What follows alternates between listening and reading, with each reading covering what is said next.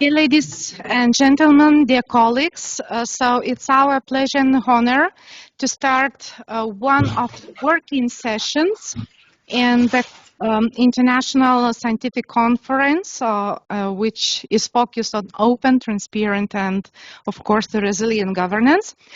Today we have a RENET session, which is always focused on some scholars from different countries to share their insights and to give the common view of the same problems from different perspectives. So it is my pleasure and honor to open it. Together with my colleague, Professor Christopher Baker-Beall, we are going to moderate this session. I'm quite sure that my colleague Christopher will have a lot of questions for presenters, so it's a great pleasure to have you here. And today we are starting a RENET session, which is called like transformation of the governance. And here in the front seats, you can see some of our presenters of this session. And we have Professor Ha and Professor Koksoy online. So thank you so much for joining us.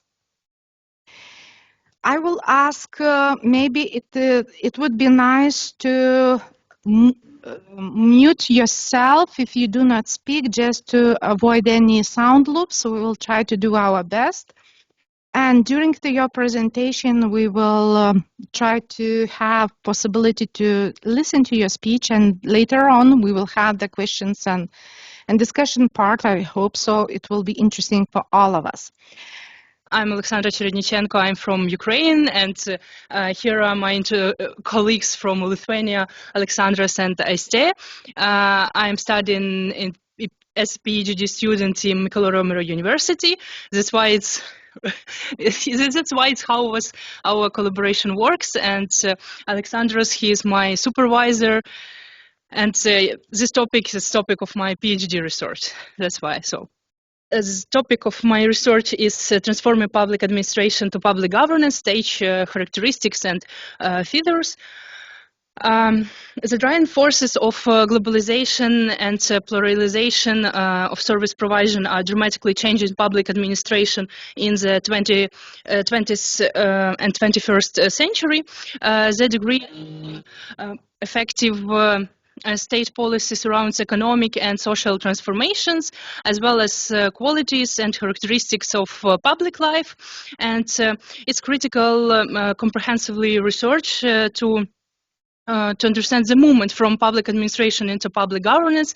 This study attempts to analyze public administration transformation through the structural analysis of three main models, and also we described in our research the features of each stage. In my research, we use next scientific. In our research, we use the next scientific research method as content analysis, dialectical method, and observation method, and comparative method. Sorry. There are several approaches how to classify this transformation process of public administration and how to name these models. But the most highlighted is this one, but that was created between 80s and 90s of previous century. It's called as period from transformation traditional public administration into new public management, and in the beginning of the 21st century, this moment of transformation called new public governance. Each method has its own philosophy and characteristics, and traditional public administration is also known as Max Weber model of bureaucracy. It was made in the 80s of previous century and based on twin principles of hierarchy and meritocracy. The model is mainly characterized as vertical organizational structure, centralizing control, and separating policy and its implementation. Here is a bit more detailed about key features of this model. But however, the most state bureaucratic system have to turn out and to be a bit bloated and inefficient and self-serving and shaped primarily by many political and economic factors, and the reforms that were in 80s made new approach called new public governance model. The previous model, traditional public administration, was lots of criticized about its centralization and hierarchical structure, and new approaches create new public management model. The main characteristics of this new public management model is implementation of public sector management experience, of private sector management experience, a focus on entrepreneurial leadership in service organization, also growth of hands-on management and arm-length organization.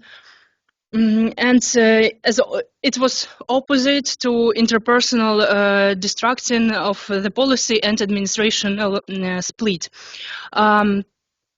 Also, increased market competition in public service sphere, emphasis on performance management and output monitoring, delegation some services to private and non-profit providers. Since the introduction of new public management system, the biggest changes have occurred in conceptual approaches, especially in the direction of development new public management methods.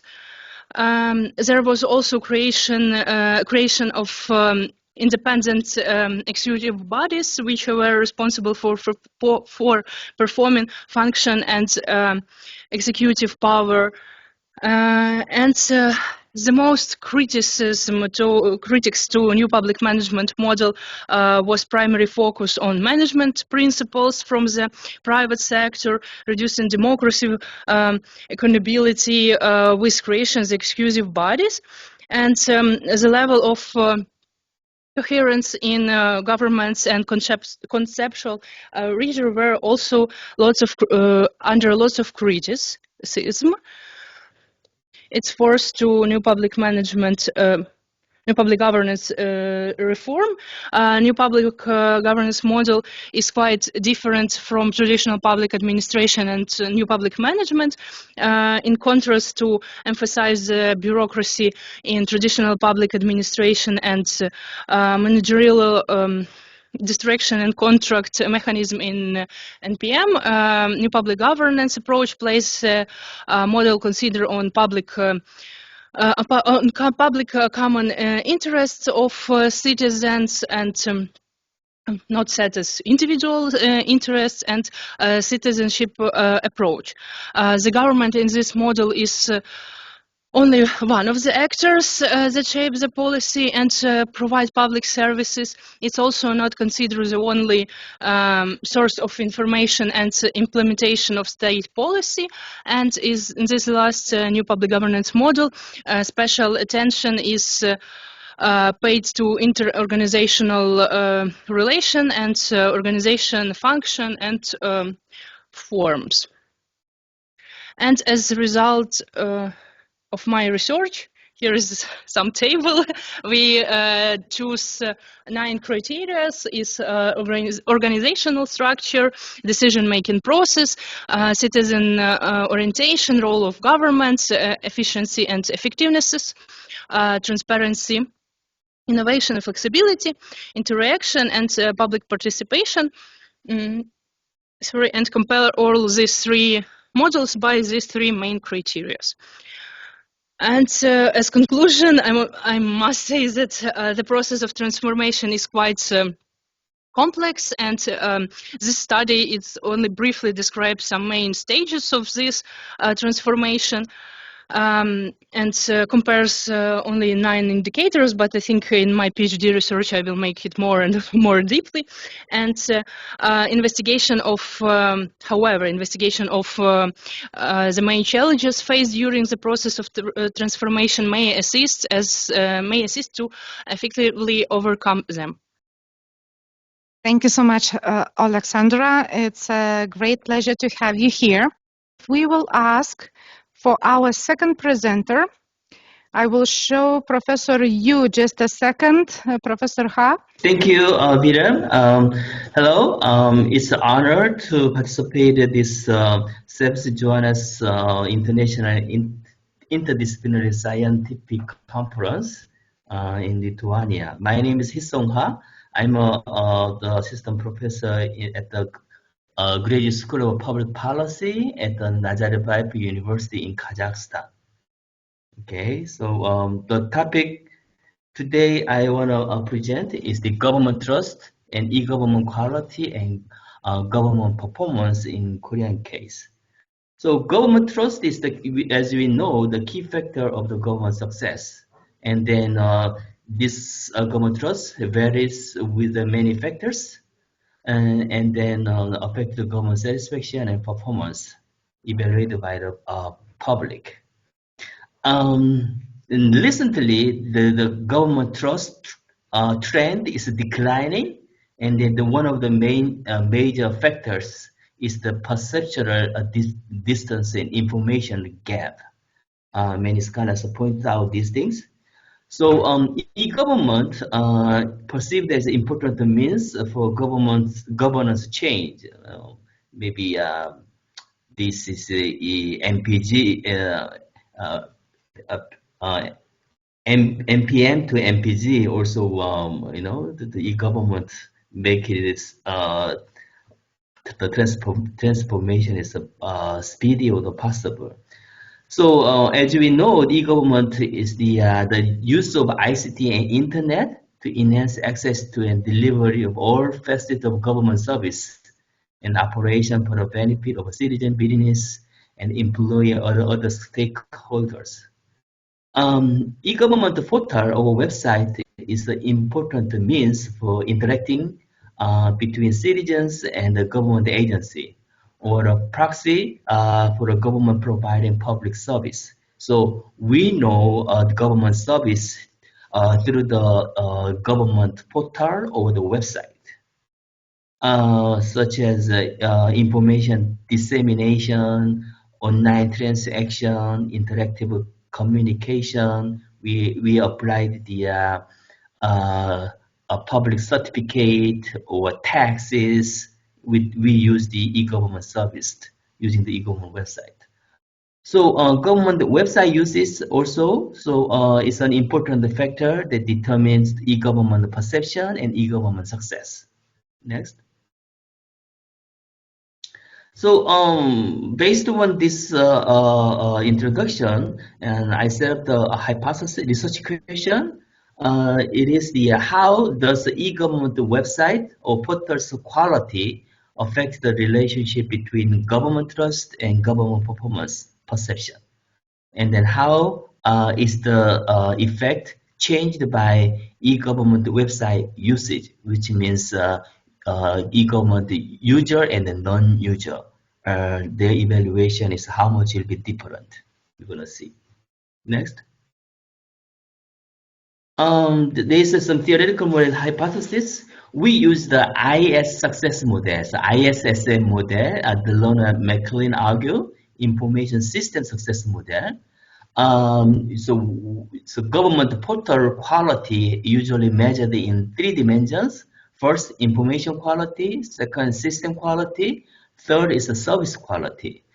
Information quality, as we know, citizen assessment of whether the information on the website is accurate, valid, timely. And system quality is technical issues. There's no problem in proceed the e-government service and then using the website. Service quality is the citizen perception for overall service delivered by the government agencies. Okay. We can argue using the attribution theory on trust and quality perception. So trusting belief reduce the ambiguity, uncertainty, thereby facilitate positive attitude and behavior, which means the high truster attribute flaws and errors on the website to external regions and tend to be less demanding. They try to understand even if they met errors and flaws, it will be happened due to the external region technical problem. But a lower truster attributed this kind of a problem to internal region. They doubt the intention and commitment. Depending on the trust level, their evaluation of the e-government quality perception is changed. That's why I set up the hypothesis. Citizens' government trust will affect positively perceived information quality, system quality, service quality of an e-government website. Okay, next.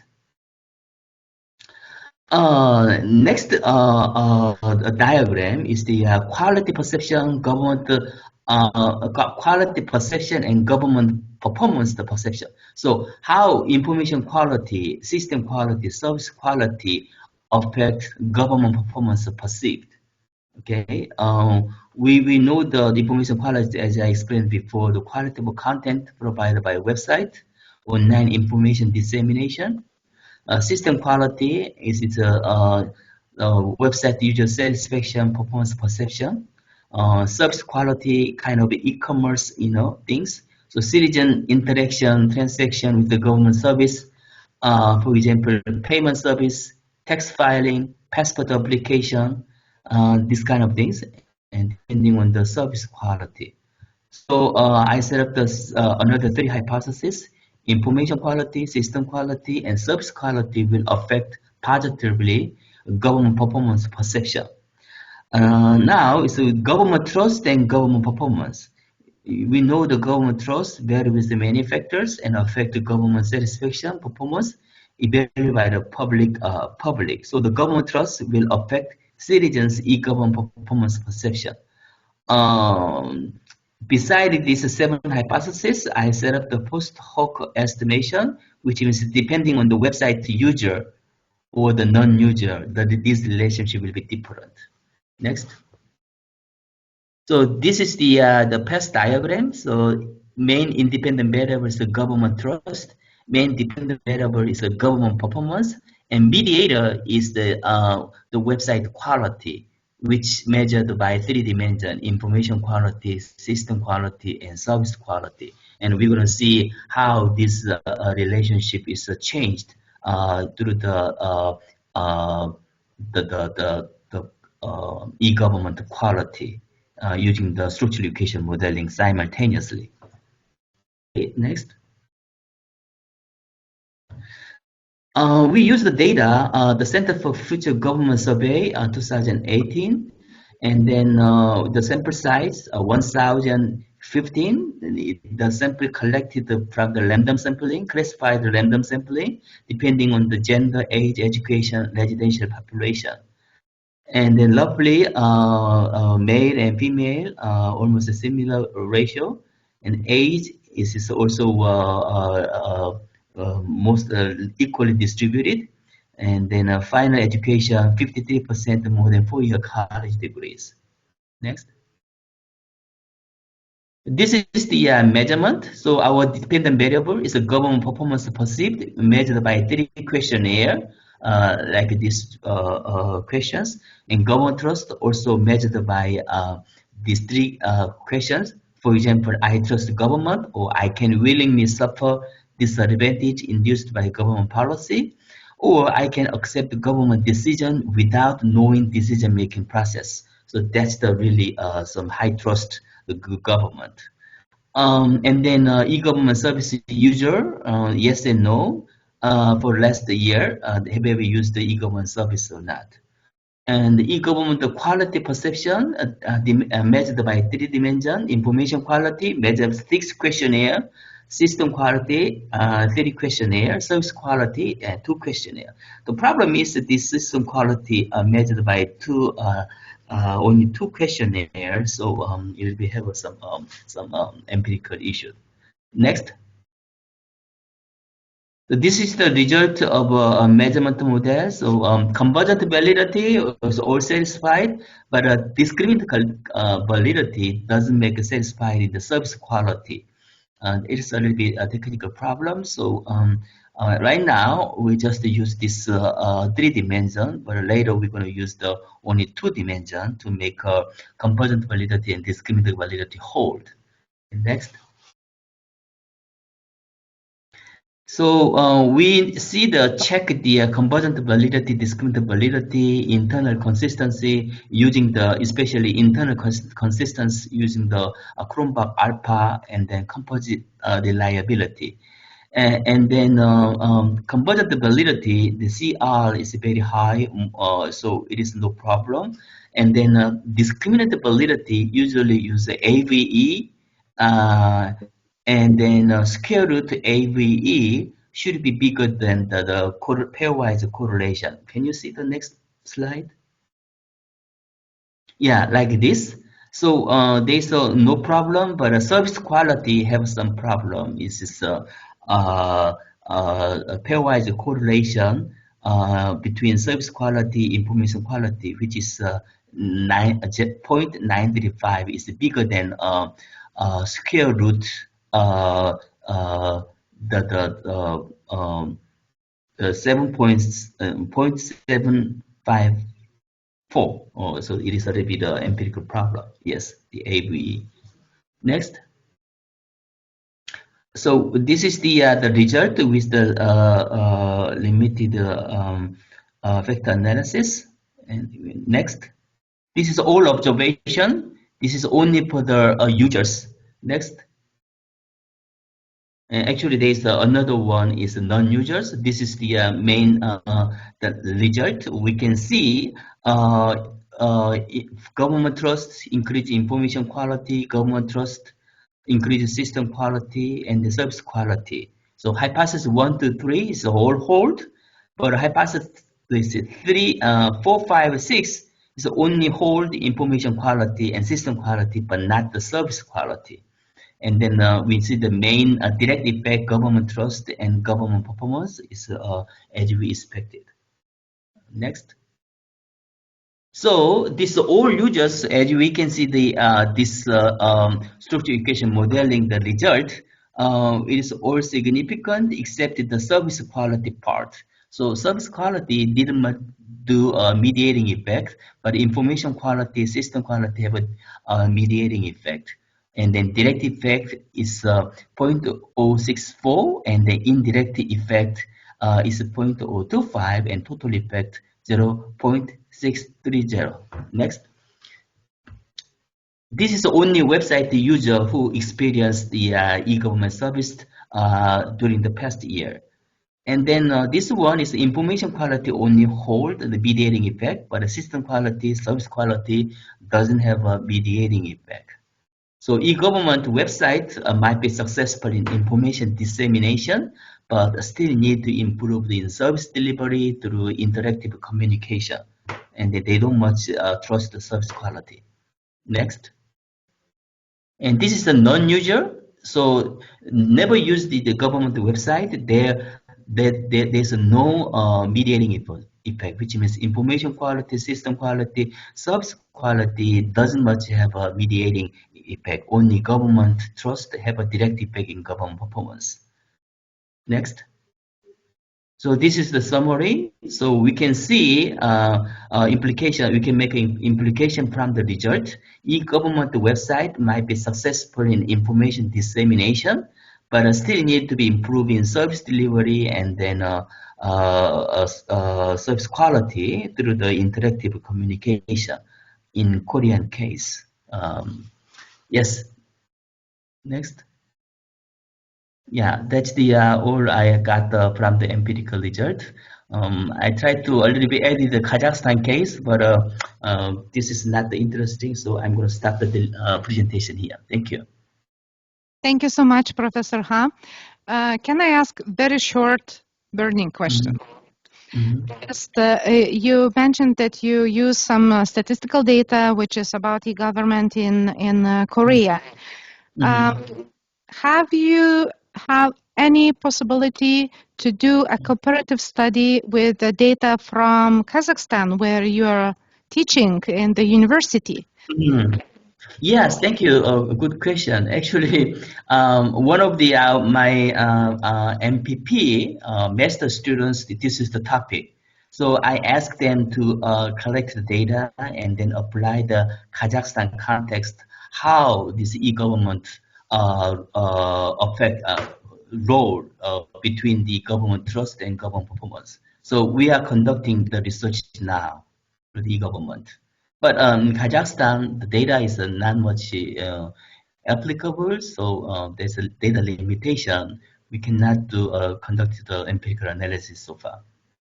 Thank you so much, Professor. We hope that the next year you will visit Lithuania and you will be able to share results of the comparative study already. So thank you so much. If you could stay till the end of our session, we will have, I guess we will have some questions for you from the audience. So thank you once more for your wonderful speech and interesting results. So as Professor Ha already started about e-government, so it's very pleasure that we can continue the topic because Aleksandra started from transition of public administration theories. We started from traditional public administration going to the new public governance, which requires us transparency, openness, and resilience. And then we moved to the digitalization, new challenges from the e-government perspective. So now I would like to continue with our presentation, which is initiated by my colleague Elena Gurgu. She is coming from Spiru Haret University, Romania. And together with her and my colleague Rita Tolykienė from Šiauliai Academy of Vilnius University, we tried to understand what is happening now with e-government platforms, what are success factors and what are success stories. So talking about the content of our presentation, first of all, we will definitely tell some insights from the theoretical background to give like a strength for our insights. Then shortly about methods, then we will share some empirical insights and there will be some conclusions. So e-government is usually defined as the use of information and communication technologies by governments to provide, first of all, public services and engage with the citizens. So it's like citizens-government relations, but usually it's not only about the citizens as individuals. We are talking about businesses, we are talking about different sectors, organizations, so it might be the connection not only government to citizen, but government to business and other combinations, I would say like this. And it's really important because it's very closely connected with the e-participation possibilities, how those citizens might trust e-government platforms and how they might engage themselves into decision-making processes by using ICT tools. And of course, we are all seeking not only for new public governance, but for e-governance tools which let us to achieve those goals. We are trying to make as priorities, I guess, in our nowadays strategies. So when we are talking about e-government, it's always about many participants participating in this process, because you might have a wonderful ICT tool, but if there is nobody who is using it, or a couple of years ago, we had like a very nice initiative of the university and our colleagues. And we wanted young people to teach in university as well as schools about e-complaints possibility, e-petitions possibility. So we made some trainings and so on. And even the city municipalities, local municipalities, not only at the state level, but at the local level, they might have such wonderful tools like e-complaint, e-petition, whatever. But when we had discussion with some vice mayors, not Justinas, there was another very active vice mayor before him, and we had this discussion about possibility and citizens' involvement in this process, we got back the feedback that people are not so much familiar with the tool, or they do not believe in the tool beneficiary when it comes to the government, because they don't have enough trust in that. So what we have to do is to ensure the feedback, I guess, and to ensure that it's possibility for us to get the feedback in transparent and open way. So e-government is composed of many different aspects, but I would like to pay attention maybe on one of this modern, I would say, concepts of e-leadership. It's not only about citizens' connection with the government and government to citizens. Sometimes even ICT tools might be very beneficiary to ensure transparency and openness when we are talking about ordinary workers in ministries, municipalities, and other public sector organizations. That means that ICT tools could be used even for leadership, internal processes as well. So this is what we found very important for us to express, that ICT tools is changing new public governance, despite of the fact that theoretically it should be the best version of the best. But we see that we still have some struggles in the practice, and we want to improve ourselves. Then we are talking about e-government as a tool to increase citizens' possibilities to communicate, to increase transparency of public administrations, and to make the government more accountable to the public. And of course, we expect for some efficiency and effectiveness from governmental institutions.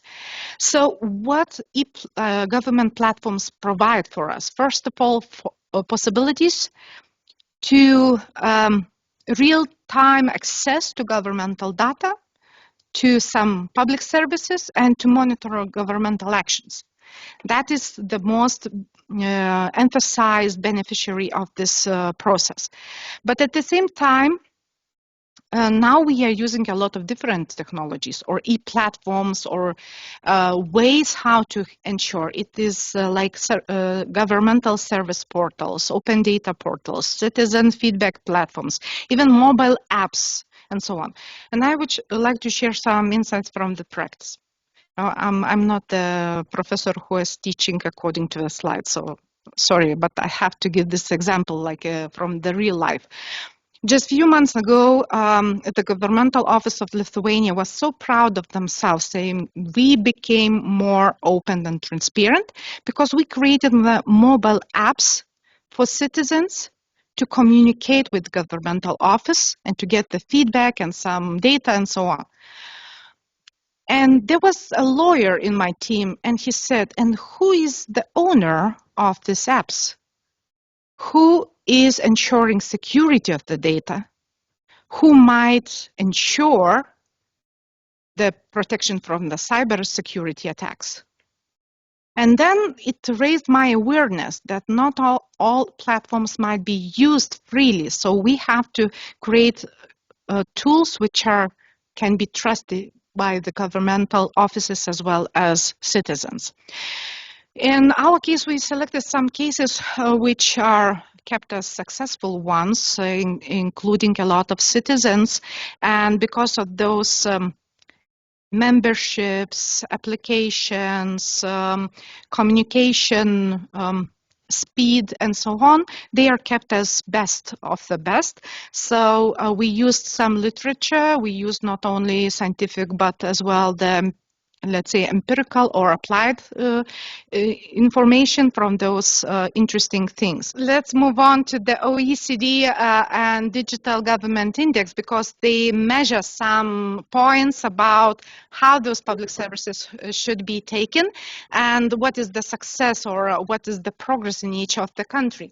And I highlighted, together with my colleagues, several of columns, because I wanted to show you that Korea, of course, we had the presentation about e-government in Korea, and Professor Howell already told us about those interesting insights from their own research. So Professor Ha, thank you for this I would say, very strong background for this presentation, but we have Great Britain here with a wonderful success story here as a third place in the world. I mean, OECD countries list. Then we have Estonia.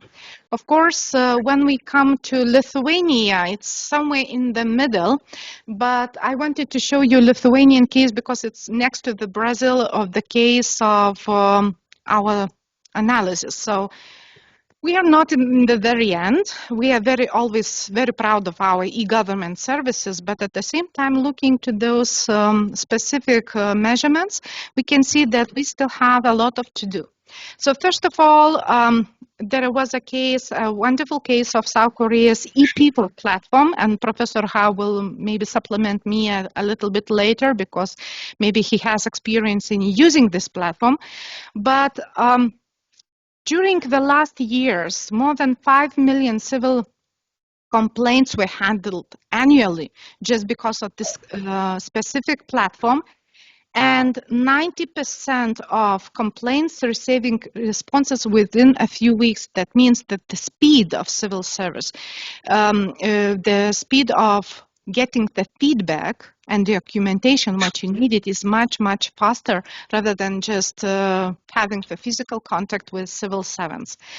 The other case, I'm not stopping here because I could speak, the whole day, but I already did not. At least I will show my slides. So talking about Great Britain case, I'm happy my colleagues here, they can criticize me and say, no, you did not check this thing, so I will wait for that. But a few days ago, it was my pleasure and honor to participate in GovTech Leaders European conference. It was on Tuesday. And there was a representative from GovUK web page creators, designers, head of design unit, and so on. And they were presenting how they adapted this innovative solution and what kind of benefits did they have. So I really enjoyed the presentation, and they united really a lot of different institutions to provide services in one piece. But what I really enjoyed during the presentation, I have heard from the owners of this webpage. They told us the problem is that usually people, citizens, when they come to those e-platforms, they do not look for specific e-services titles and specific bureaucratic language terminology. Usually I bought a house, I come to this platform and I expect that there will be information so simple to understand that I bought a house and I can get all the permissions and so on just with a few clickings. And in this case, they were orienting all the design on the simplifying this language, which would be understandable for everybody, including simple, ordinary people. That was really admiring for me. And yeah, I'm very proud of myself because they told, maybe colleagues can see it or not, but I will show you with my finger, sorry. And they told that the crown in the logo is changing according to the king or queen, which is ruling.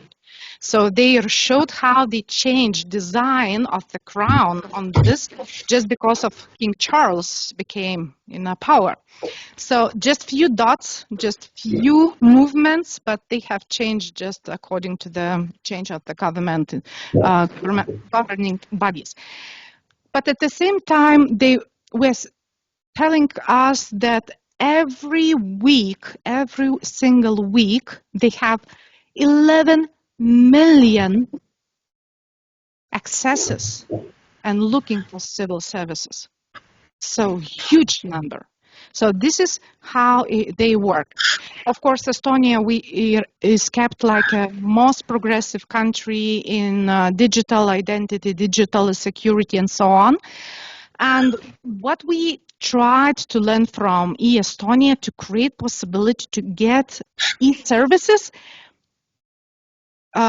according to lifetime events. I bought a house. I got the driving license. I want for driving license. I gave a birth for a baby. What's next? So you have the live scenarios, you press the button and you have a list what kind of services you might need. It's like personalized civil public services online. But to see the truth, even Estonia failed. Strange thing. They had huge expectations. They really promoted this project like 5 years, saying after 5 years we will be top leaders, and unfortunately they failed because it seems it's not so easy.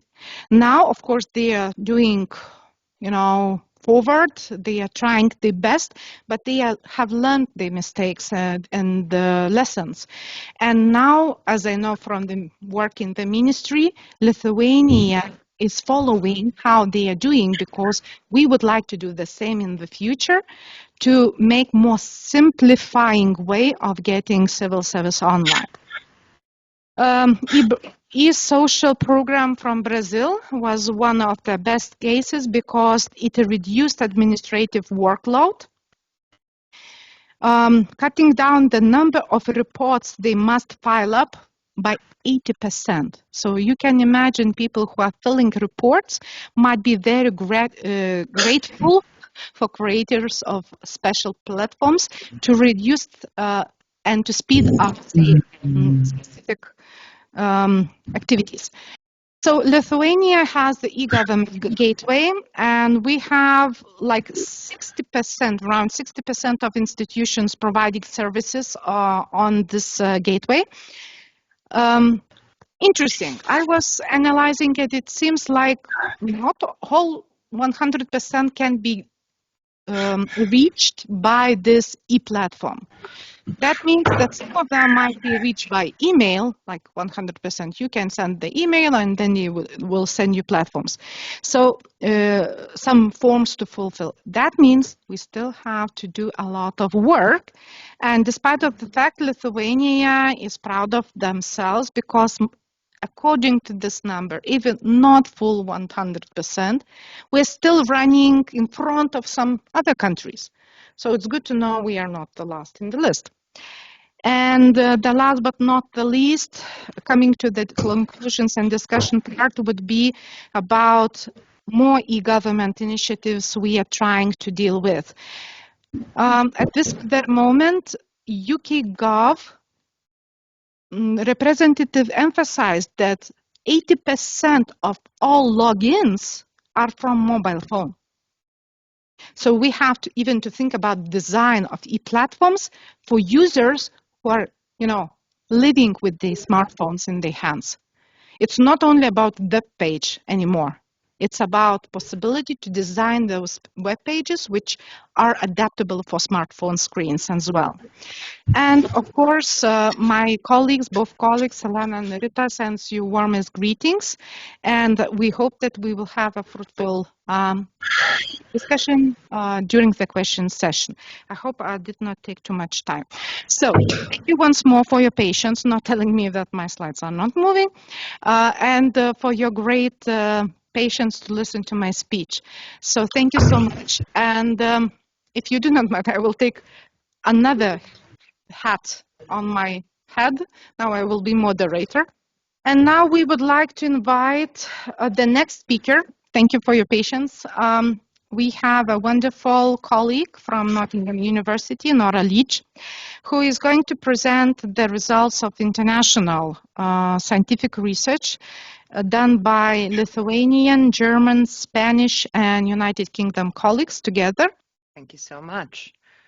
So now officially, my name is Nora Leach, and I'm from the University of Nottingham, United Kingdom. I also represent the UK Economic and Social Research Council. But let me tell you, it's not just me on this research project. We are a wonderful team of researchers from Šiauliai Academy, Vilnius University. The multitasking Vita was the main driving force behind this project. My colleague Rita, that I would like to acknowledge. My colleague Sigitas Baučiūnas, who is one of the most amazing statisticians I've met in my academic life, also from Vilnius University.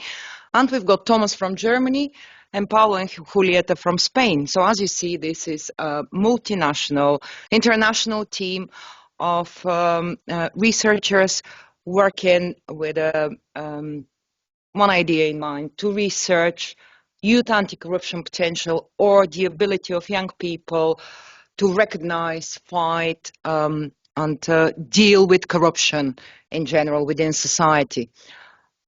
This is the title of our presentation, Youth Anti-Corruption Potential, Insights from Lithuania, Germany and Spain. The outline of my presentation, or our presentation, let's say, our presentation, there's quite a few of us. I will first start with an overview of the study we conducted. It's a new study. I will then proceed with an introduction. We'll present the theoretical background of the research.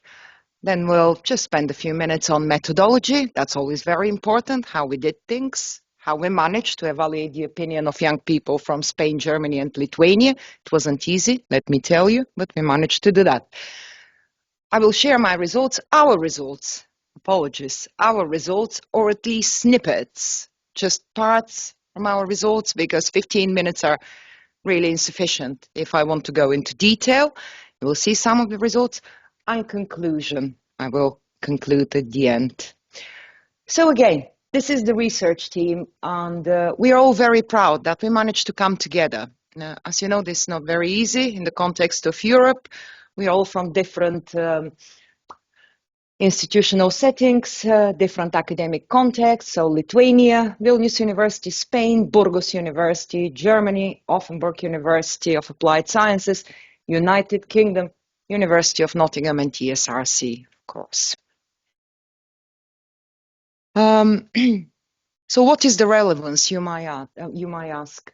Well, young individuals are actually a targeted group, and within body of theoretical debates or debates on the subject, it is recognized that corruption could be addressed by generational change. So logically, we should focus on young individuals, we should focus on youth, and we should try to instill the right understanding in regard to the malpractice in order to ensure that in the long run, we'll be able to address the issue. Because corruption is one of the most serious problems within our societies. It's got a corrosive effect, and it's preventing good governance, if we have to speak in and employ the same terms as previous presenters. So we recognize that young people are able and indeed capable to fight the malpractice. However, there are some requirements. There is a caveat. It requires suitable values background. So they have to have the right knowledge. Otherwise, they cannot recognize corruption, to put it simply. They have to have relevant understanding in terms of perceptions and attitudes towards corruption. And obviously, they have to be intolerant. Otherwise, they would never act. They will never react. They will just accept it as part of life. So intolerance is also very important. The aim of the scientific research was to determine the specifics of youth anti-corruption potential in the 3 countries we selected and to identify opportunities for future enhancement of youth anti-corruption potential. So theoretical background, we cannot avoid this. We have to talk about theory. In our case, excuse me, I might benefit from my water, if Vita could help me. Theoretical background. In our case, this was the theory of planned behavior. So the theory of planned behavior encompasses 3 types of considerations that influence human behavior in general. So first, thank you so much, Vita, apologies.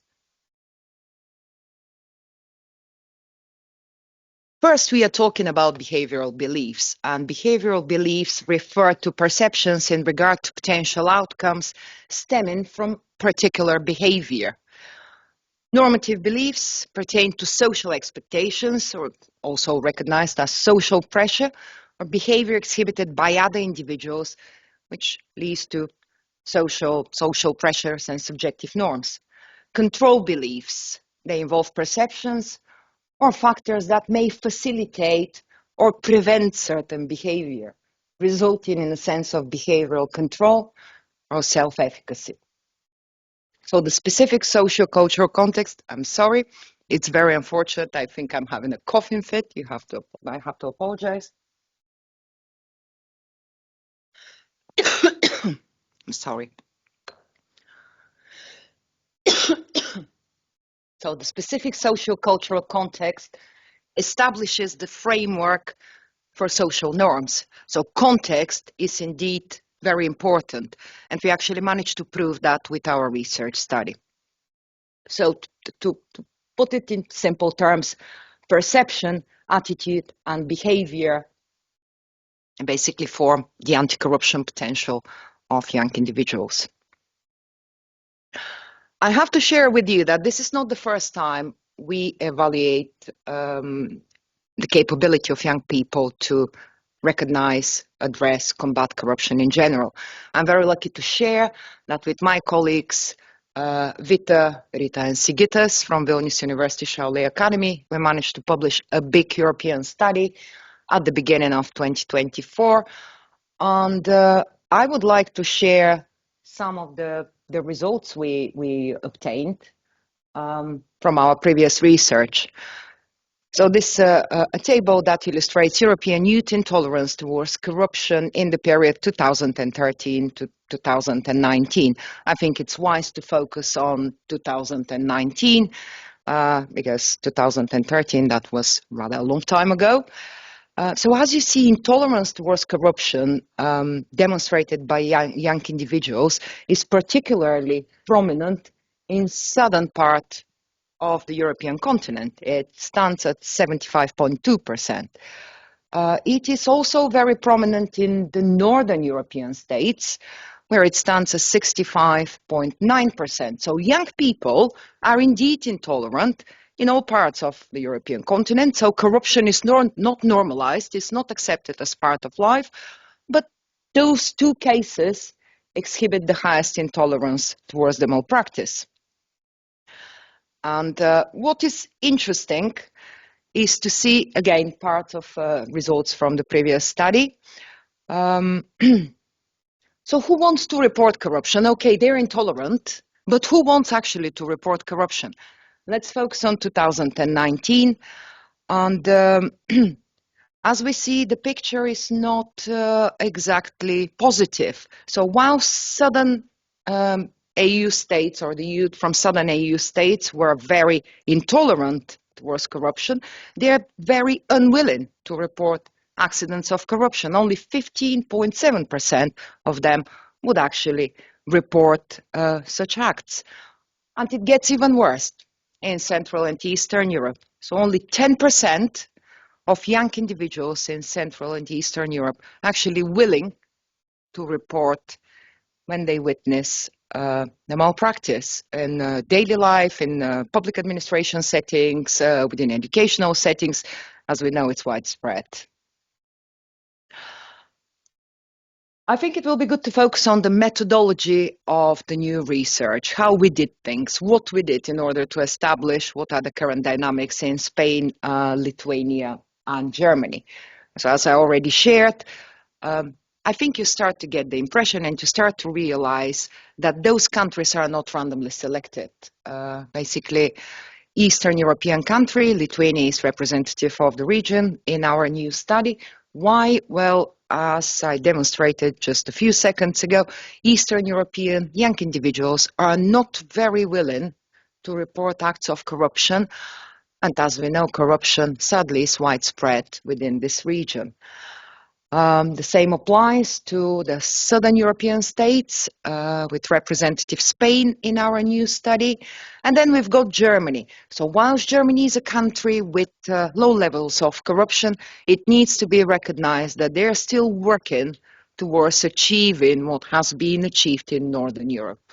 So they're still working towards achieving the level of the best. That's why we decided to conduct the study in Germany, Lithuania, and Spain as the most suitable case studies. So we adopted the quantitative approach. It was a questionnaire survey. The sample size is pretty impressive. Statisticians here will know. Sample size is almost 2,000 respondents, which is a lot, considering that we are talking about young individuals aged between 15 and 29. Dare I say, that study probably would have been impossible to execute within the context of Great Britain because of ethical constraints. So this is a difficult cohort in terms of, gatekeepers. It's difficult to reach cohort, and it's difficult to evaluate, which makes this study really valuable. So the specific sample is as it follows: with Lithuania, 617 young individuals, Germany, 864, and Spain, 441. So, as we said, 3 European regions: Central and Eastern, Western, and Southern Europe. So we instrument questionnaire, 27 questions, just briefly. These are the technical nitty-gritties, technical details. 27 questions divided into 6 sections. They were translated into 4 languages. So the versions were hard copy, online versions. I don't know how interesting this might be, but it provides more details in regard to the background of our study, how we executed this study. We shouldn't underestimate ethics, especially when we talk about young individuals. So we were bound by ethical constraints. So it involved voluntary participation and anonymity and confidentiality. Data gathering, well, it happened this year, from 1st of February till 1st of June. So the study is really new, which makes the findings very valuable because they illustrate current dynamics. So main results from our research. So as you see, the questions are rather interesting. Our questions in the questionnaire, so you see they encompass quite a few aspects of personal and public life. More specifically, one of the questions was, in your personal opinion, how much does corruption harm your life, your family and friends' lives, young people's lives, businesses and economic development, and then overall development of your country?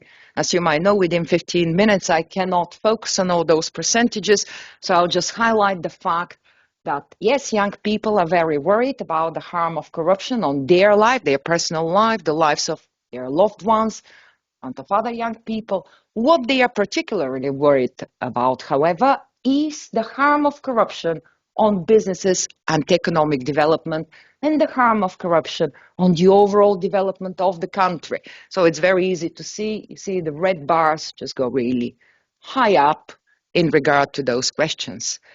I think this is indicative. Young people do have the awareness, and whilst they are worried about their own life, they are more worried about the greater good, about the state, and about the situation in their specific country.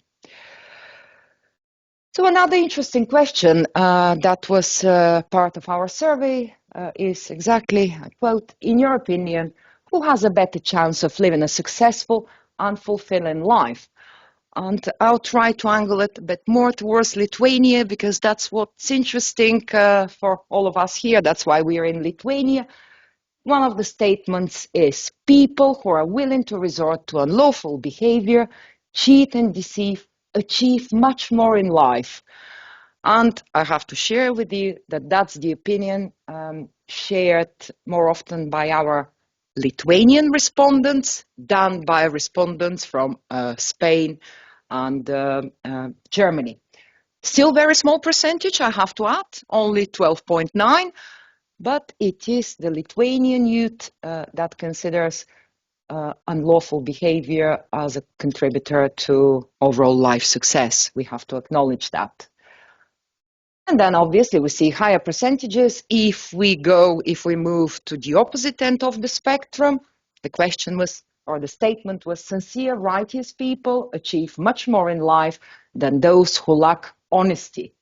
And obviously we see high percentages, 35.9% in Spain agree with that, 35% in Germany, and in Lithuania, which is high percentage, and 18.8% in Germany.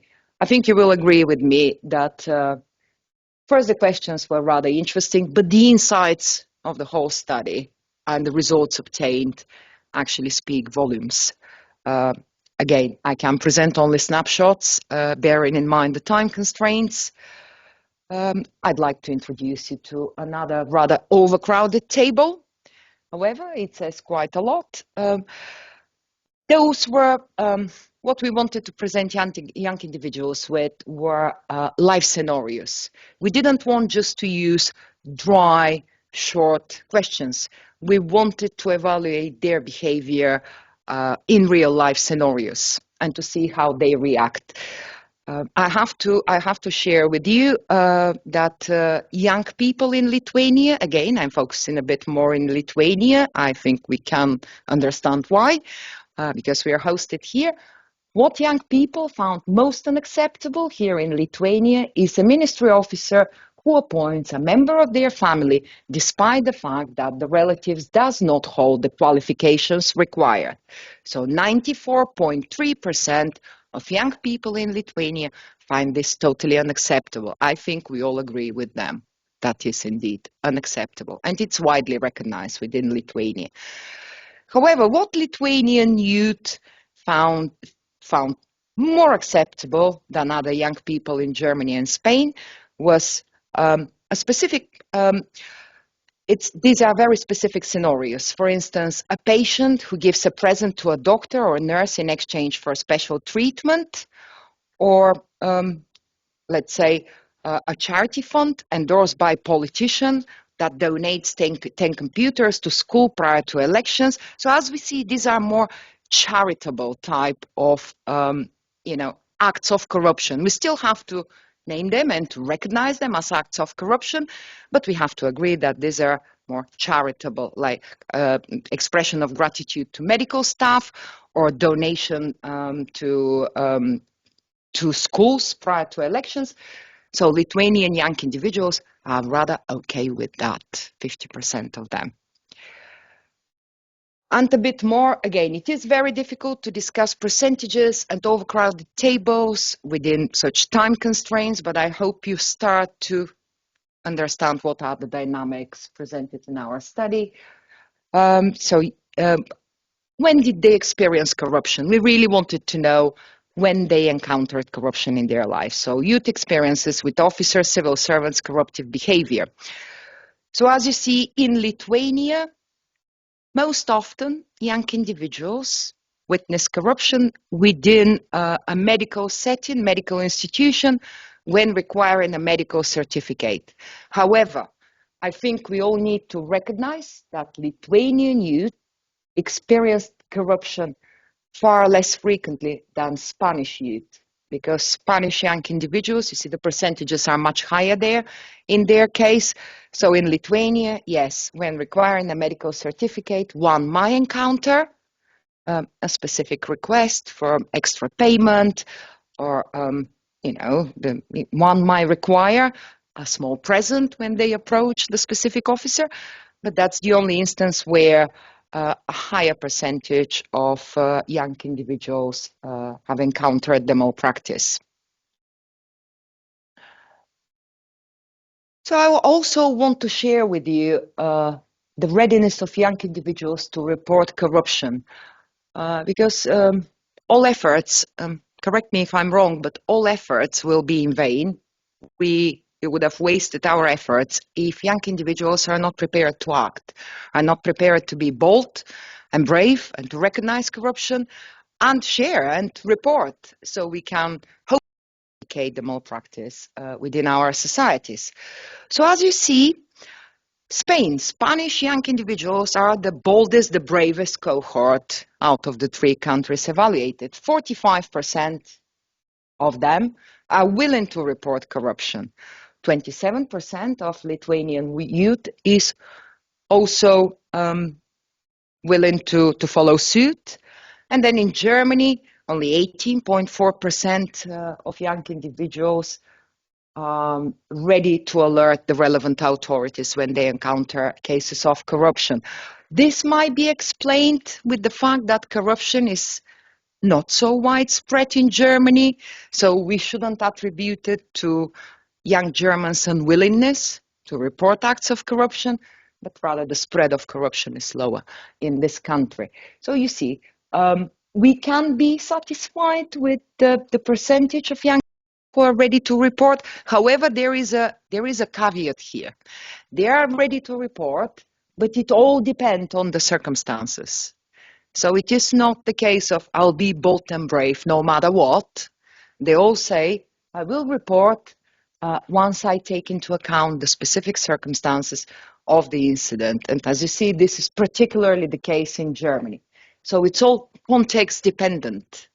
We cannot say that a young person would always report and would always be willing to recognize acts of corruption.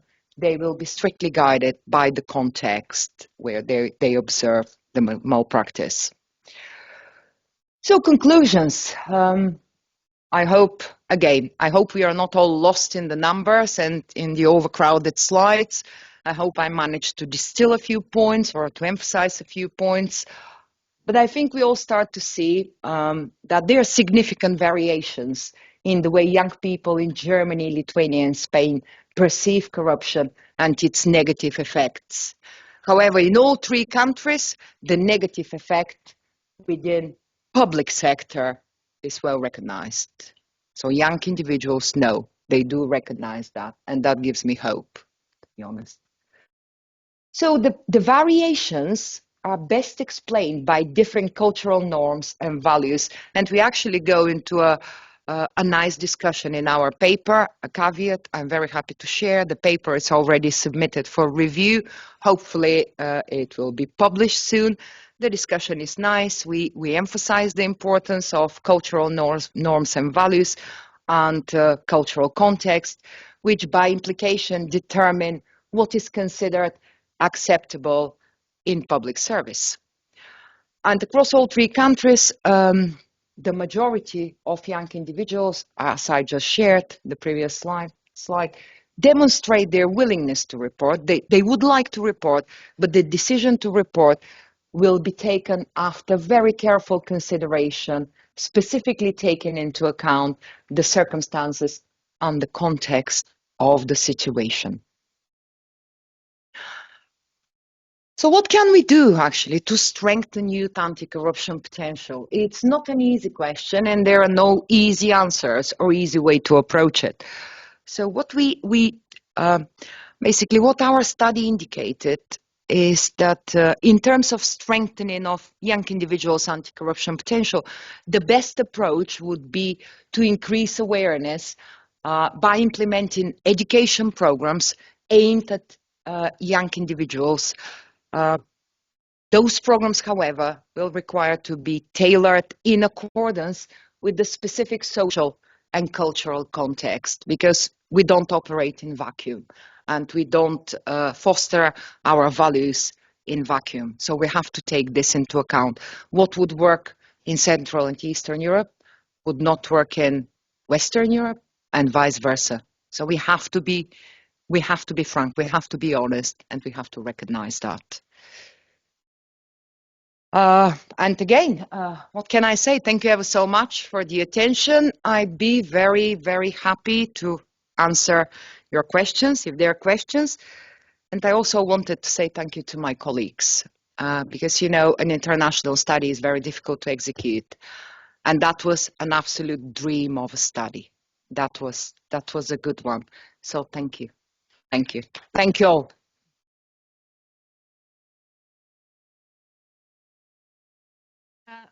It was a very pleasure to listen to your presentation.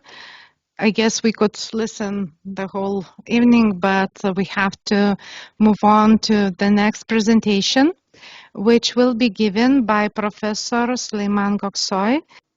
First of all, I would thanks to organization of conference, you and your team, your efforts. And I am Süleyman Göksoy. I have a problem with my voice today because of I have a flu. I am sorry in advice. I will present a short present give you. Then I will publish all my my working. This is cause and decision making in schools and other education institutions. My work.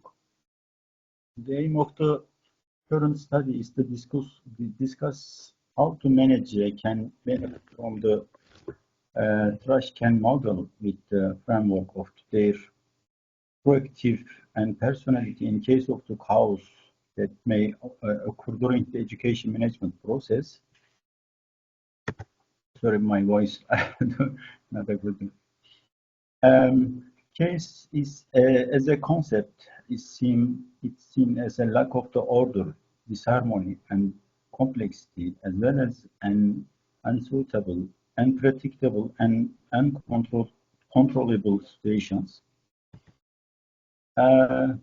Organization case theory has relevant that organization should be perceived as organization living in complex relationship rather than machines. Case is educational institutes or schools.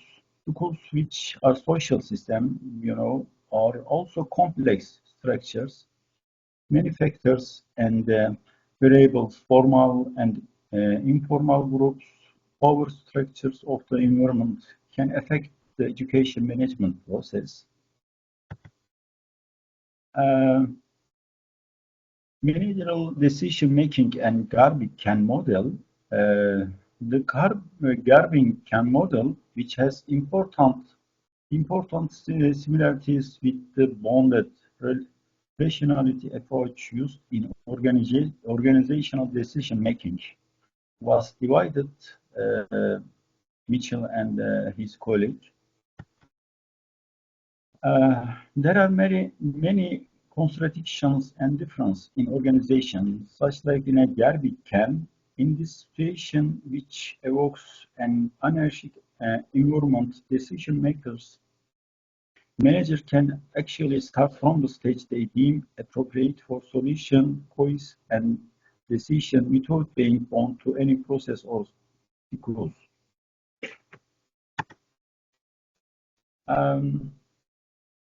In decision making, according to the garbage can model, certain decisions are taken without following a regular way of thinking, reason, and logic, without being examined, without determining cause and effect relationship, and without knowing whether they are practical or not.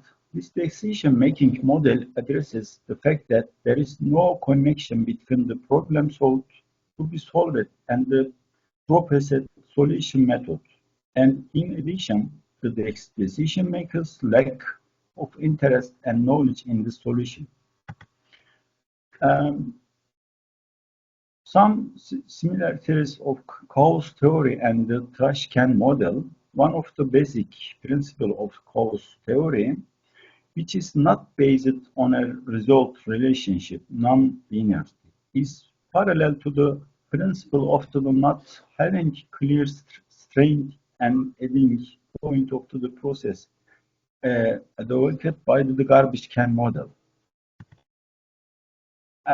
For this reason, school and education institutions, I will give some suggestions regarding education institutions and schools after this presentation. Alien organization structures in which all unnecessary activities are identified and eliminated from the system should be created. Another things, and organizational structures of flexibility, being in contrast, communications with the internal and external environment should be created. In education system to identify primary learning, readiness, entry behaviors, cognitive, emotional, motor, social aspects, and life experience, and to complete and eliminate difference and should be given priority. All events, facts, and situations related to students, teachers, managers, office, environment, office work, and transaction in education and school system should be handled meticulous and taken into the consideration.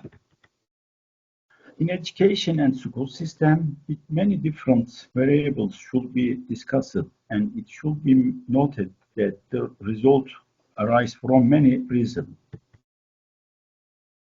The success, efficiency, and necessity of the small unit and subsystem of education and school system should always be taken into consideration.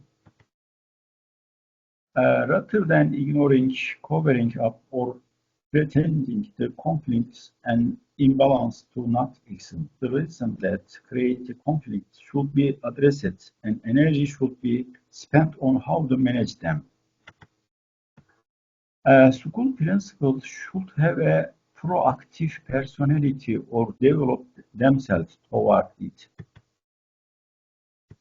Thank you for your attention. I small and short giving my presentation. Then I will give publish to all the later things. Thank you so much, Professor. Thank you so much. Sorry for my voice. I am not a good. We hope that you will feel much better soon. So wish you health and all the best. So Professor, if you will remain till the end of the session, maybe there will be some questions from the theory you have already presented. So thank you so much again. And now we have the last but not the least presentation in our session. And it's my great pleasure and honor to invite Daniela Georgieva. So we have both Professor Theodora and Associated Professor Daniela here in the room. And Daniela, the floor is yours. Thank you so much. It is really a great pleasure to be here today and to hear these amazing presentations before me. And continuing the topic of building awareness, building good educational programs and systems, building trust, maybe I can share some data related to this, but in a different field, mainly on global value chains and how they impact the innovation potential of regions and companies that they are located in, on the example of Bulgaria.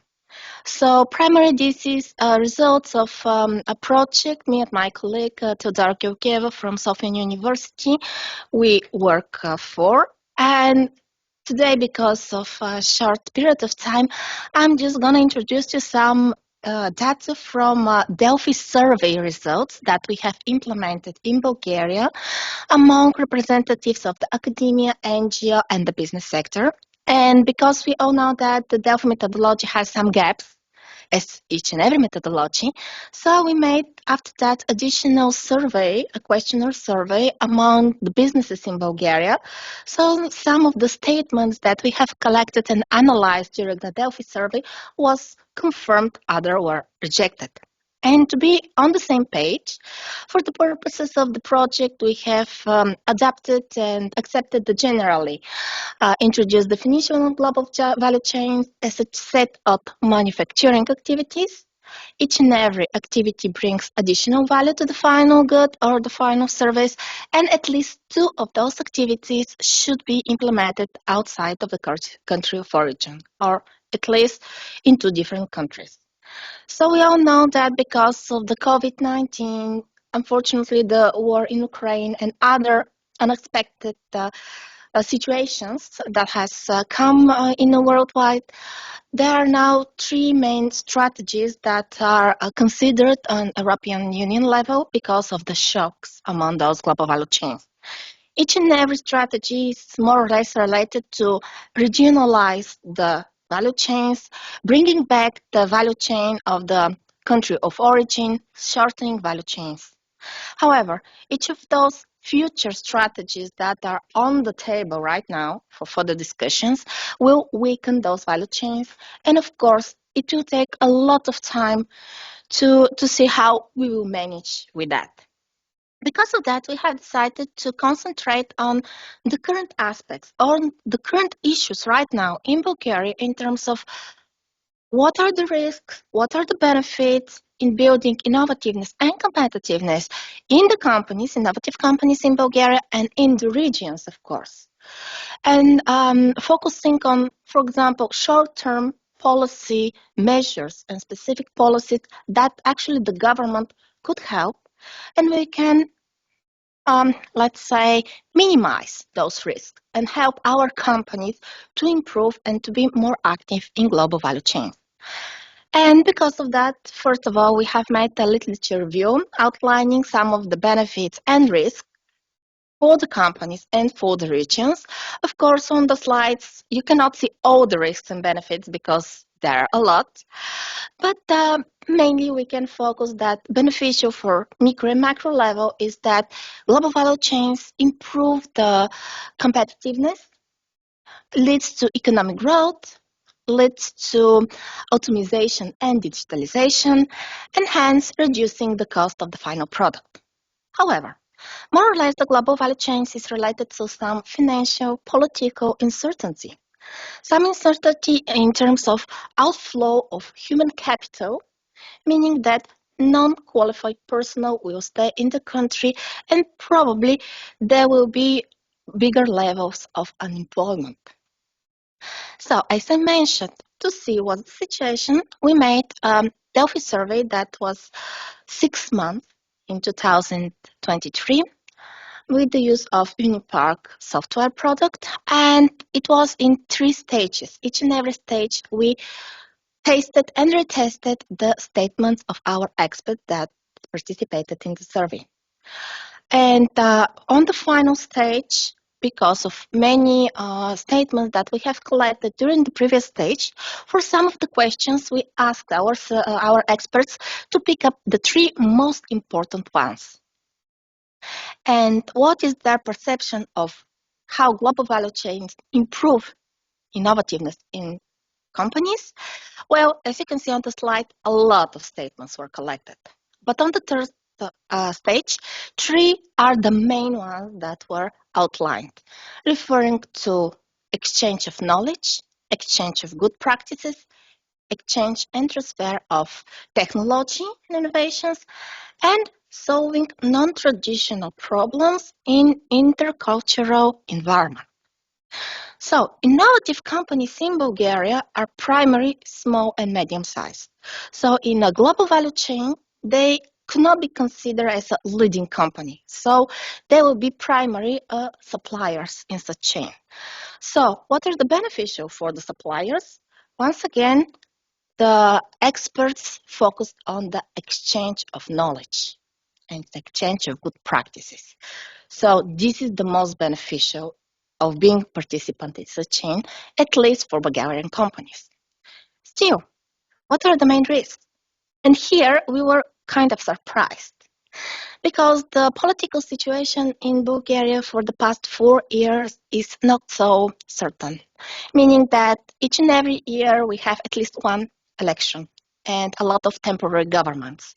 So we were actually expecting those statements to focus on this uncertainty, political issues and financial issues. However, our experts pointed out that the main risk for companies is that they will lose their independence.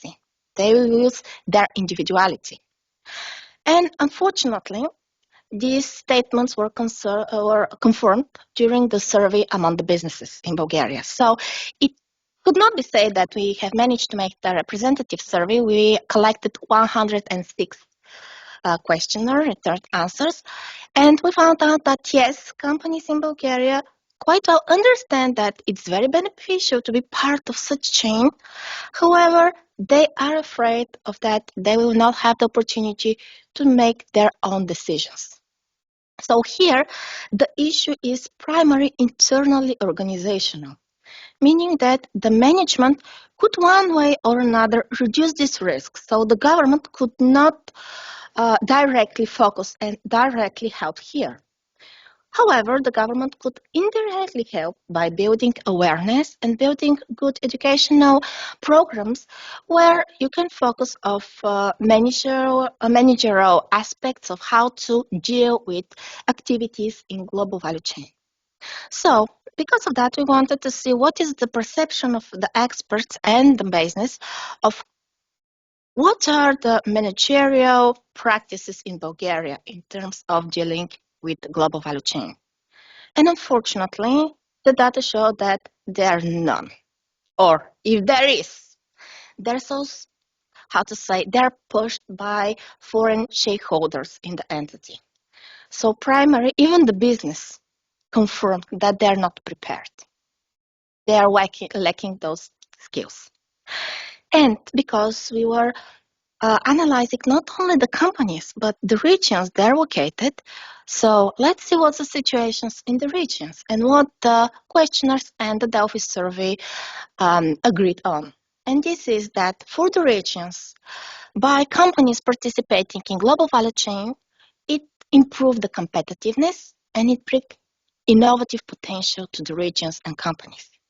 But still, the main risk is, once again, that the regions will lose the possibility of making their own decisions. So basically, the main risk or the main fear of the statements and the experts that were involved is that the regions will be influenced by the bigger companies, and this will influence the prices of the goods and adapting some policies that are in favor of the leading companies. So that was the main fear of the experts. Well, one way of reducing this fear is introducing a way of sharing the risk and among the different participants in the chain. So basically sharing the responsibility in the suppliers and the leading company in the chain.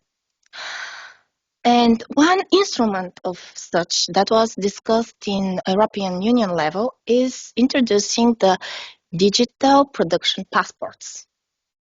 So what is the perception of introducing such passports in Bulgaria? Well, you can see that even though everyone, the business and the experts agreed that beneficial is that it will bring trust to the final consumer, in a way, for the company, there is no advantages.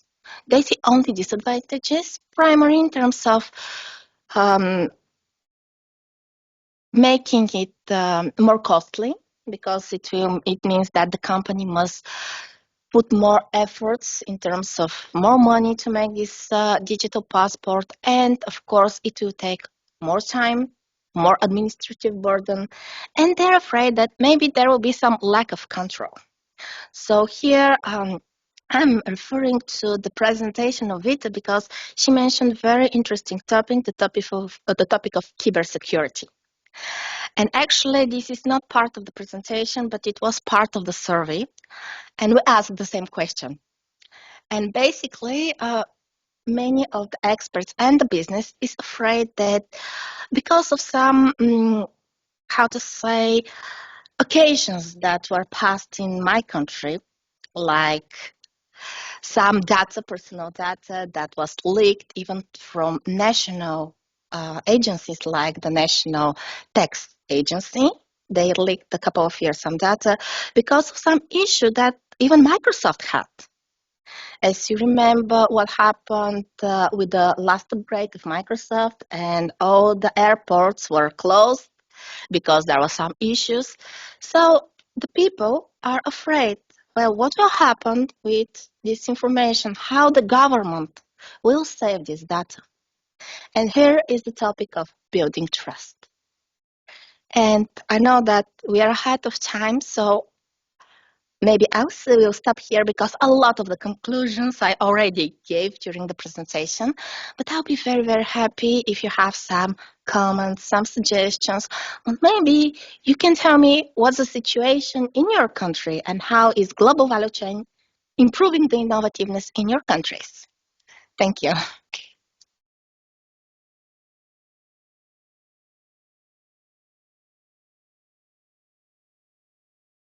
So for now, we have the possibility to have session of questions and answers. We will ask Dr. Christopher, maybe you will be the person who will moderate the session, and maybe you will have some questions. Does anyone have any questions in the room? No, so it's going to fall on me. So what I'll do is I'll ask every panel presenter one question each. I should just say that, what's this? Executive governance. Okay, so yeah, executive governance is not my specific area. It's sort of politics and international relations, crisis and disaster management. But I do have some thoughts and reflections from those other areas that might be of interest. And actually, it's quite interesting listening to people talk and proposing theories and models, which I've actually seen described in other disciplines in other ways. So I might be able to offer some reflections on some of these papers. So the first one was Oleksandra. Very interesting paper. Thank you very much. Just a couple of questions for you actually, which was you talked about you had your 4 methods to analyze the 3 theoretical models that you had. Is that right? Yeah, you had and you mentioned content analysis. I was just wondering if you could tell us a little bit about, what was the focus of the empirical analysis? Was it an analysis of academic literature? Or is this sort of like, did you come to these 3 models through looking at like policy documents and things like that? And hold on, I'll give everyone questions. I'll give you a chance you can think while I'm asking questions. Give you a chance to think about your answer. And then you had the 3 models. I was just wondering which one you saw as having the most explanatory power in your area. Okay. Yeah. So you have 3 different models. Did I read that right? Which of those models do you see as the best model? Which one's best at explaining? I think the last one, new public governance. Okay, yeah. Well, you can tell me why. Second was Hyesong, Professor Ha. He was talking about government trust and e-government performance. He was talking about trust being a key factor in government performance and our perceptions of distance impact trust. I was just wondering, Professor Ha, and again, don't answer just yet, but what's the relationship between citizens' perception and actual government performance in Korea? So you were talking about citizens' perceptions. I was wondering, does that tally with the actual performance of government in? And then I guess what were the government performance factors that you considered might impact citizens' perceptions? Which ones did you see as most important? And then it was Vita's paper. Okay, so you were talking about e-government providing services, but the title of your paper is talking about providing transparency on government processes. I was just wondering if you could comment on the difference between e-government to provide services and then e-government to enhance transparency and citizen participation, say in the political process, because the 2 are different, right? Are they? I don't know. This is someone from someone who's sort of uneducated in this area. Nora's paper, I was wondering if you could just tell me a little bit about the ethical process of researching young people in relation to corruption. So what were some of the ethical issues you encountered? And also, you did a good job of sort of highlighting the problem, so corruption and perception of negative effects of corruption. But what about the response? So what do you think is the most important? Professor Ha, would you mind just muting yourself just for 1 second? Thank you. What do you see as the most important factor in helping to, or are you with me? Yeah. What do you see as the most important factor in helping to embed intolerance of corruption in young people? Or is it multifactorial? Are there lots of, okay. So then Suleiman, I was interested in, you were talking about chaos theory in educational environments. I was just wondering if you could comment a little bit on how chaos theory can be used to improve decision making in schools. Is that possible? And then finally, the paper on global value change. Again, you did a very good job it's Daniela, isn't it? Of highlighting the problem in the global value change. I was just wondering if you had any proposals that come out of your research to enhance the preparedness and resilience of companies in Bulgaria in the global value chain. Yeah. So you talked about sort of the sharing of risks, digital passports, and how that helped the consumer. But I was just wondering, what are the mitigation strategies for the? Yeah, does that follow? Yeah. So those are my questions, Vita, to the panel as a starting point. Yeah, it was literature review, and especially in this research, it's only about literature review. In my PhD research, it will be more about policies and experience about country's experience. For me, it's new public governance. I like this model the most because it's about democracy, and I feel that like country know about me and my voice has some influence, and it's a citizenship-oriented model, and everyone can be like government is not overweight of some tasks that can be done some primary level by citizens, and it's for me it's the best one that I like the most. So it's a much more pluralistic approach to analyzing the state. Yeah. Yeah. So I mean, my area is sort of like international relations and foreign policy, and there's in international relations political theory approaches, there's an idea that the state is a unitary actor, and a sub-discipline emerged called foreign policy analysis, where they actually pull apart the state. They look at foreign policy crises, and there's something called the governmental politics model. It might be something that you'd be interested to go away and look at, because there's a lot of overlap, I think, there with your new public governance approach. So again, you kind of see the same ideas, but in different disciplines, articulated in different ways. So something that you could look at. Okay. Thank you for your recommendation. That's all right. Second was Hyesong, Professor Ha. Have you had a chance to think about the questions? Okay. Yeah, it's a good questions. Yeah, usually government performance is hard to measure because of the goal, multi-goal. Usually they choose seeking, and then goal ambiguity, and then many stakeholders. So government is not like a private sector. It's hard to measure objective way. They try to do something, but most of the government performance we measure subjective way, and then that's the one of how they perceived the government performance. And then many people also arguing some subjective measurement and then objective measurement. It is highly correlated, around 75% something. And then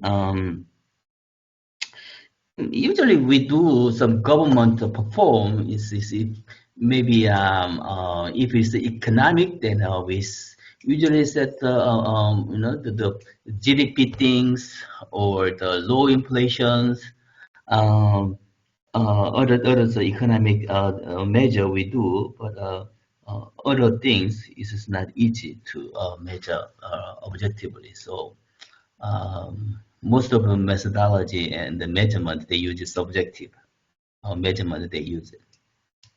No, thank you. That's very clear. Thank you, Professor Ha. Vita?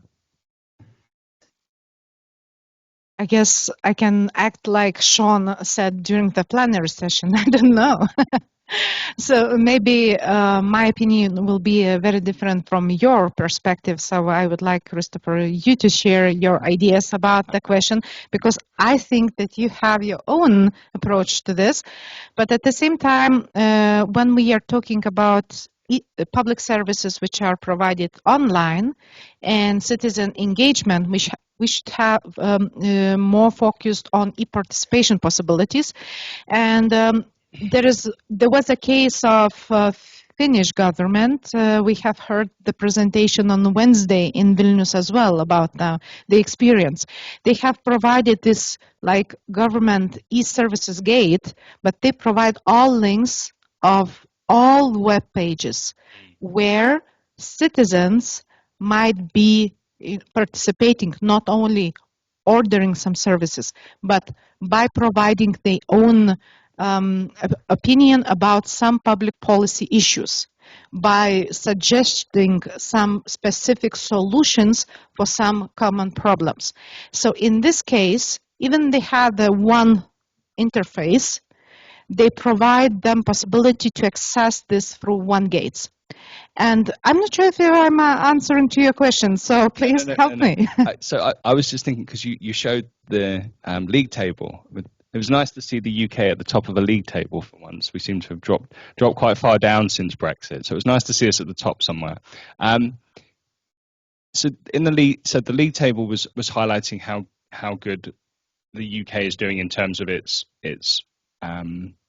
e-governance and fostering citizen participation, right? And that was true even when we had the Conservatives in power, right? So this is the point I was trying to make, is that you can have systems that promote citizens engaging with so you can have citizens having their services provided for them, and that can facilitate trust in government, right?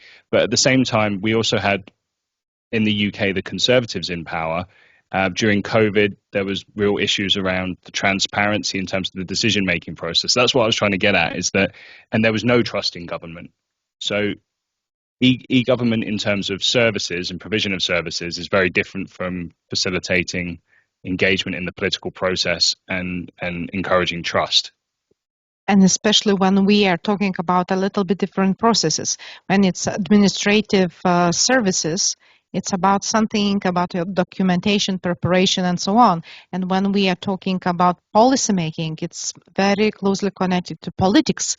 And then we have this political agenda, political parties, interest groups, and so on, very different processes. But at the same time, I guess that despite the fact of different dishes we are eating at the same table, it's like a dessert and the main course, it's very closely connected. Because if we have some scandals of losing trust in politicians, they say that all government are thieves and non-transparent. So administrators are not so much separated in minds of people from politicians. And that's maybe a biggest issue when you try to earn this trust from the society. Maybe you have a different view. No, I actually, and also you point out, I'm looking at it quite narrowly from my view of the UK, but you're looking at it a wider, how it would be experienced in different countries where you have greater issues with corruption. So, yeah. Thank you, Christopher. Great questions. Thank you so much. Nora? So I just jotted down your questions, and you focused on ethics first. I mentioned during the presentation that we actually research cohort that is difficult to reach for a variety of reasons. We research specifically 15 to 29-year-olds, which fits within the definition of youth within the context of Europe. So in the context of the UK, 15-year-olds will be unreachable, and that will be considered a risky research project. We start from 16. And ethics process start from there. Especially when you evaluate corruption, it's a difficult topic. This could be perceived as a triggering topic. This could be perceived as dangerous in regard to mental health, in regard to comfort or trauma that you might inflict upon those young people.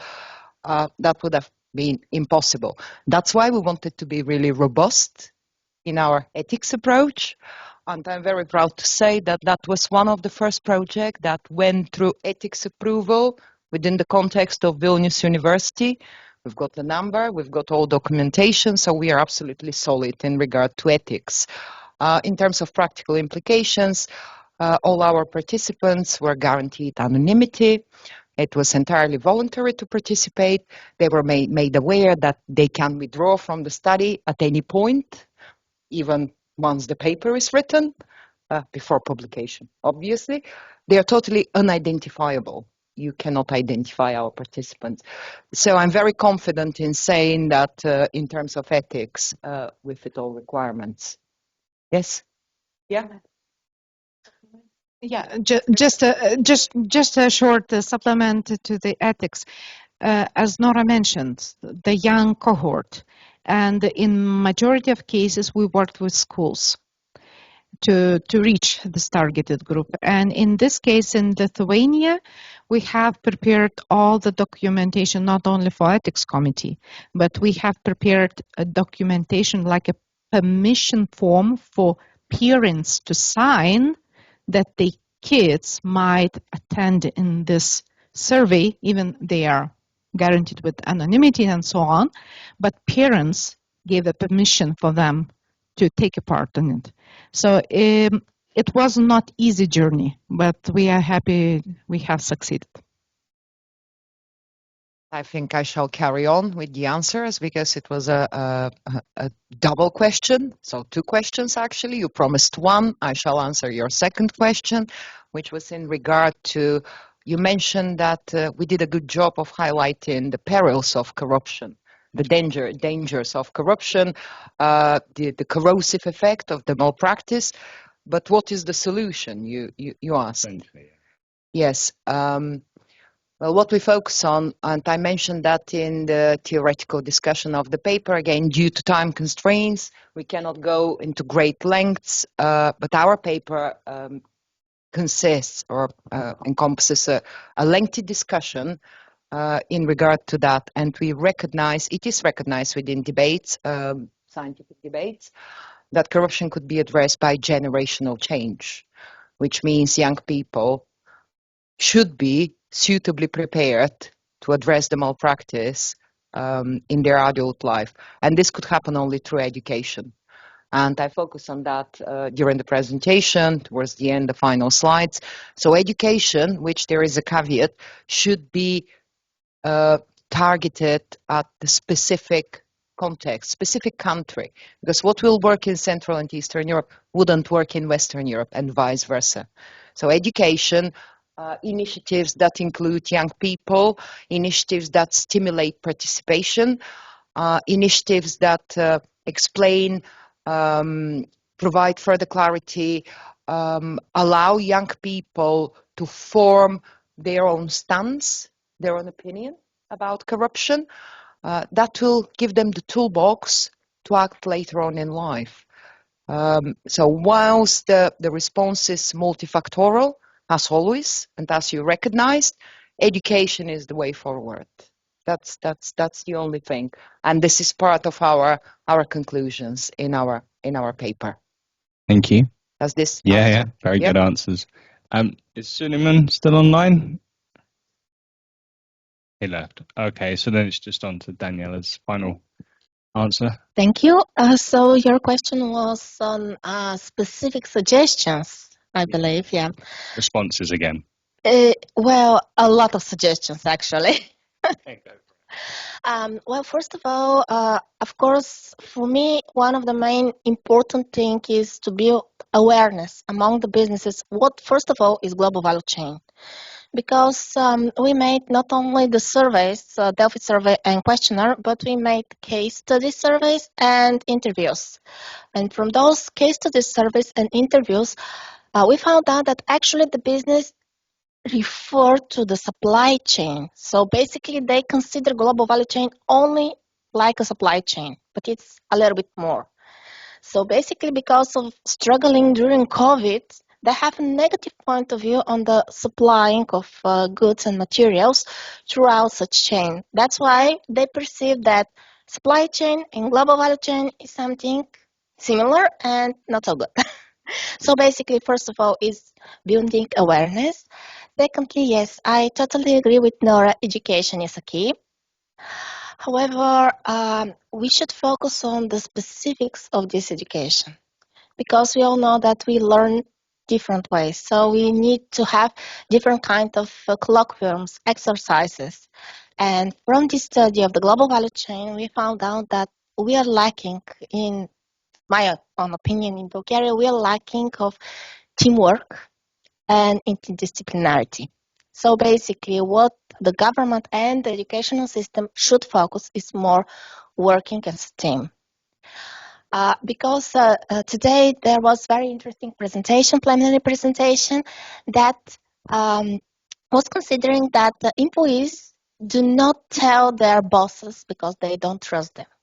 So basically, I had similar experience, real life experience, and I know that trust is very hard to be built in such kind of environment. So we have to think about carefully of this issue as well.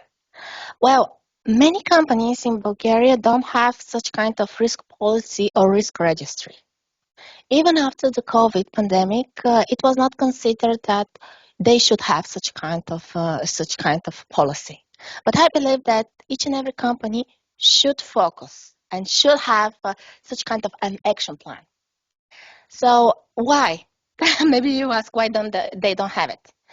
Well, when I was talking to the businesses, they said that because their businesses is very, how to say, active. They have a lot of issues that they have to deal with on a daily basis.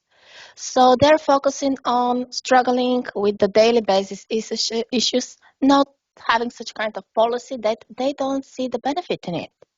So one good suggestion, maybe good for me, but you say if it's good, is that more good practices, or how to say, successful stories could be shown, because people trust other people in their situation. So if you see a real face, a real business person who is stressing out how they overcome the issue by such kind of policy, well, maybe you think, well, why not? Why not try it at least? But in my own opinion, through academia or through the researches or through paperwork, businesses is not interested. Because it was said today, businesses want simple words. They want to understand what's the issue and how to solve it. Give them simple words, show them how to solve it, and I believe that's all. And highlight the cost of not having those policies in place, right? Yeah. 'Cause that's what they understand, right? Well, some of the businesses understood that, but others are still doing the same old ways. Yeah. It's just really interesting because we see the same thing in like my area of disaster management, organizational resilience. The same issues are applicable, just in a different language, in a different context. It's interesting. Okay. So it's a good topic for another research between UK and Bulgaria, I believe. Many more to come. Indeed.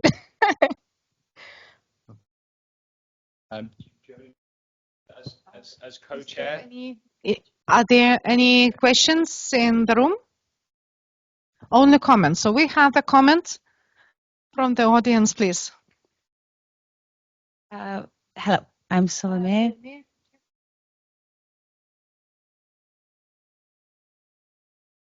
One. Okay. Yeah, it's working. Okay. Thank you very much for a very nice and wonderful conference.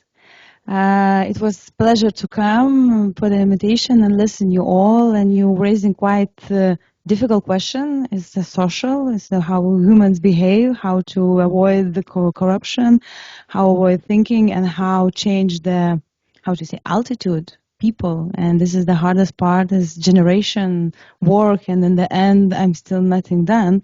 But what I want to comment from my point of view, like science innovation advisors perspective, because we're trying to bring science to the public sector, I want to say thank you for Vita Juknevičienė, because of her we have this conference, and she always are the spirit of this conference. She say hello for everyone. She said like, oh, it's nice to see you.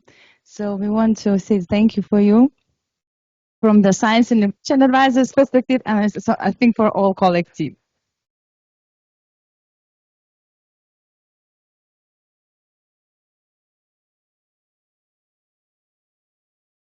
Yeah, it's a little bit unexpected turn of the conference. Despite of my failure with the slides, I still got flowers, so I think I managed quite okay. So I think that the flowers belongs to all of us, especially speakers of this conference, and Professor Ha, to you too, because we all contributed with our insights how to build the government more open, transparent, and resilient, how to deal with the citizens' involvement, how to overcome our challenges, and how to be more secure, more prepared for the future crisis, for the future challenges, and for future opportunities, I would say. As Christopher said, some crises become opportunities. So it's really important to identify our opportunities. Our time just flies today. I did not even recognize that it's the afternoon session. It seems like, looking to faces in the audience, I can see you are tired. But at the same time, I can see your shining eyes, and I do understand that we burn for those topics. We burn for this conference and for this international cooperation we have had today, and we will continue in the future. So thank you all for your participation, and despite of the fact that there were not so many online visitors at this moment, but please believe me, our RENET YouTube channel is quite popular and we have subscribers. So we have international colleagues who always review and give us some feedback and inquiries for us. So that was amazing opportunity for us to share. So once more, thanks to all the organizers, including Science and Innovation Advisors, the network which supports this conference for the second year. I'm very grateful for colleagues who came here to be a part of it. And I would say that today my dream came true, because maybe 10 years ago, I saw my previous leader, Professor Diana Šopernienė, the head of our department for 10 years, how she was leading one international conference, and I felt this is the conference of her friends. And there was a secret dream of mine to have such a conference when I can say the full cohort of my friends came and we have common interest to research. So for today, we are finishing our session. We will wait for all the participants in the next RENET events. For the next one will be on the 10th of October. It will be online public lecture, but for now, I would like to say see you next year, see you on next events.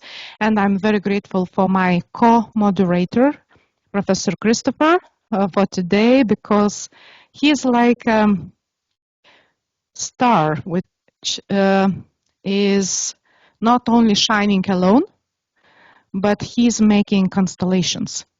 He is uniting us and making us stars as well.